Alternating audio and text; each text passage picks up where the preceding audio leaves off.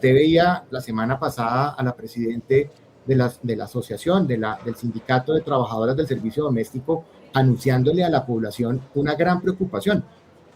A las empleadas del servicio doméstico para el 2025 no las están contratando. Eso es una dinámica de mercado bastante rara, pues porque en Colombia la gente trabaja de enero a diciembre. En diciembre normalmente las empleadas del servicio doméstico renuncian o se van a vacaciones y determinan una nueva contratación. Son señoras que así no esté bien, pero por el mercado de trabajo y por la forma en que sociológicamente funcionamos en Colombia, normalmente se liquidan en diciembre y vuelven en enero. Muchas casas colombianas hoy están diciendo, no puedo contratar a la empleada del servicio doméstico, no puedo contratar más guardas, me toca reducir los guardas, me toca revisar mi productividad para tratar de reducir planta o paralizarla para efectos de con la misma gente o con menos gente tratar de producir lo mismo para no impactar el precio. En medio de todo, tratando de ayudarle a Petro a que no suba la inflación y no se transmita eso al precio. Pero con una magnitud de 23%, Daniel, eso es imposible. Pero empleadas del servicio doméstico están en gran riesgo. Lo que estamos viendo en el día a día es no contratación o contratación otra vez pauperizada y digamos, una informalidad aún más drástica, como volver a pasar a trabajos por días. Inclusive ya hay familias pensando en medios días. Venga y me ayuda con el aseo básico y váyase, porque la situación está muy crítica. Hay un fenómeno en las empleadas del servicio doméstico que es muy raro, que yo quisiera estudiar algún día científicamente, cómo se define el valor del día de una trabajadora informal que no tiene seguridad social, que no tiene nada, que es ilegal, pero así funciona el mercado colombiano. Eso hoy estaba en unos 80.000 pesos, unos 70, 80.000 pesos, dependiendo de la ciudad. Nadie fija esa cifra, pero si usted va y pregunta hoy a esas empleadas cuánto vale el día, estamos en 100.000. Okay. Y estamos en 100.000 porque la gente más o menos tiene el cálculo en su cabeza que salario más costo, más prestaciones, más todo, dividido 30, da el tema. Y quedamos muy cerquita de los 3 millones de pesos en costo mensual para un trabajador que devenga el salario mínimo. Entonces, el día de trabajo de esas personas va a subir a 100.000 porque necesitan vivir, pero además necesitan vivir porque les va a subir el agua, les va a subir la luz, les va a subir el transporte, les va a subir la comida, y en ese sentido pasamos de 80.000 a 100.000. Hay muchas familias colombianas que ya no tienen con qué pagar esos 100.000 pesos, aún en la informalidad. Hay una parte o hay un segmento de la población, ya usted nos menciona a las empleadas de servicio doméstico, nos menciona a los guardias de seguridad, pero quiero preguntarle por qué pasará con lo que se conoce popularmente o coloquialmente como la clase sándwich.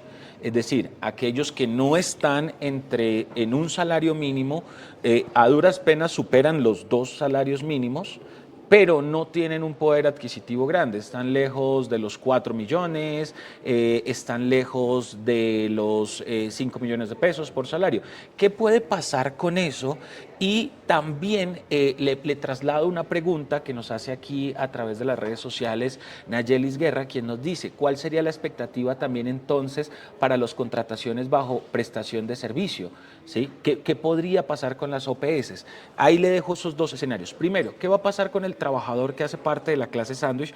Ya le expliqué, aquellos que ganan apenas por encima de los 2 salarios mínimos o apenas por encima del salario mínimo, y aquellos que no llegan a los 5 millones o ni siquiera a los 4 millones de pesos. Y también, ¿qué va a pasar con las OPS? Bueno, vamos, hay como 3 partes para explicarle. Yo divido ese grupo sándwich en lo que yo llamo el salario supervisor, que es lo que le contaba con el conductor, que es una persona que está ligeramente por encima del mínimo, que por su condición de un trabajo especializado o un trabajo calificado por encima, digamos, del sector básico, del trabajador básico, que se gana el mínimo, siempre tiene un sobresueldo que va entre el 10 y el 20% del salario mínimo, que era una persona que hoy, digamos, perdón, hoy no, el año pasado, cuando teníamos el salario del año pasado, podía estar por el lado del 1.700.000 pesos, 1.750.000. A esas personas el salario mínimo lo saltó.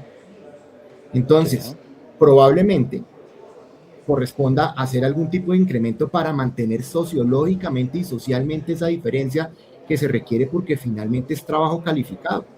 Entonces, si usted lo mira en términos de manejo, si usted no hace un ajuste, lo que termina pasando es que usted está desconociendo una realidad social, y es que es trabajo que debería ganar un poco más del mínimo, porque para eso estudiaron o por eso tienen una preparación distinta o por eso tiene unas capacidades y una competencia distinta.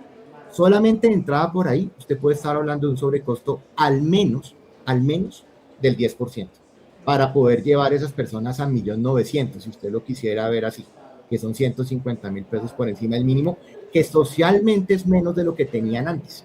Conclusión, es una clase muy afectada, que además es la que más sufre los impactos de la inflación. Esa es la que más duro le va a pegar.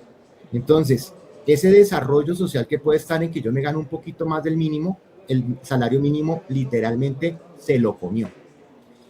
Y por el otro lado, vamos al segundo grupo, que son las personas que están entre 1.5 salarios mínimos y 2 salarios mínimos, lo que para mí es el sándwich.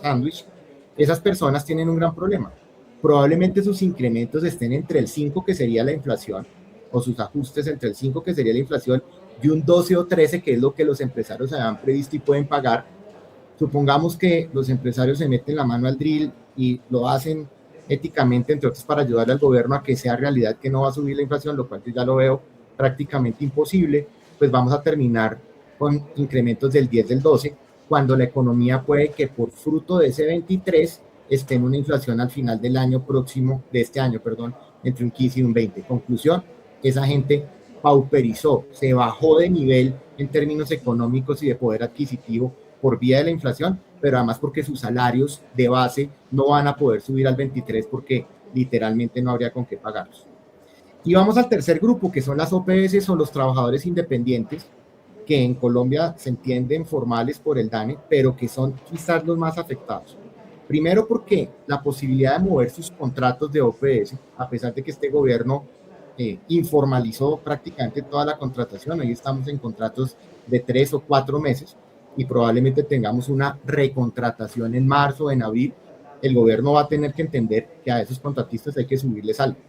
Pero mientras tanto, esos contratistas van a tener, o los trabajadores independientes de OPS o por cuenta propia, un salario quieto o un ingreso quieto, unos honorarios quietos, pero un incremento sustancial de la inflación en estos 4 meses, van a vivir al debe.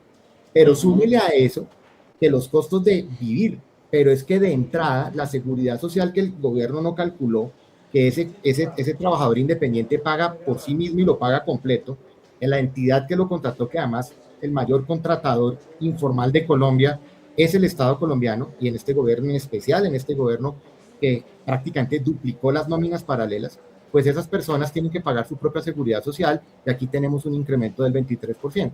En una persona de salario mínimo, que es lo que normalmente pagan los contratistas en Colombia, estamos hablando de un incremento de entre 80 y 120.000 pesos, dependiendo algunas variables de seguridad social.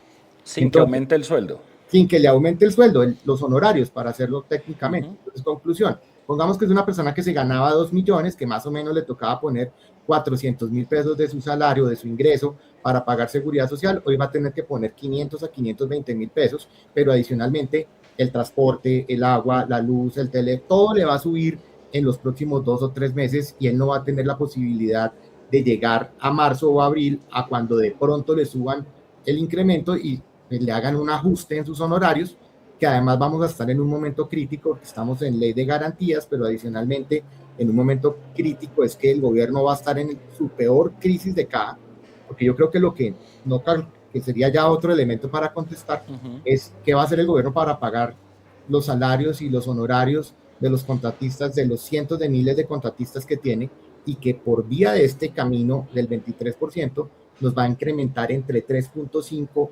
billones de pesos y 7 billones de pesos, que de algún lado tienen que salir, y eso es básicamente los impuestos de todos.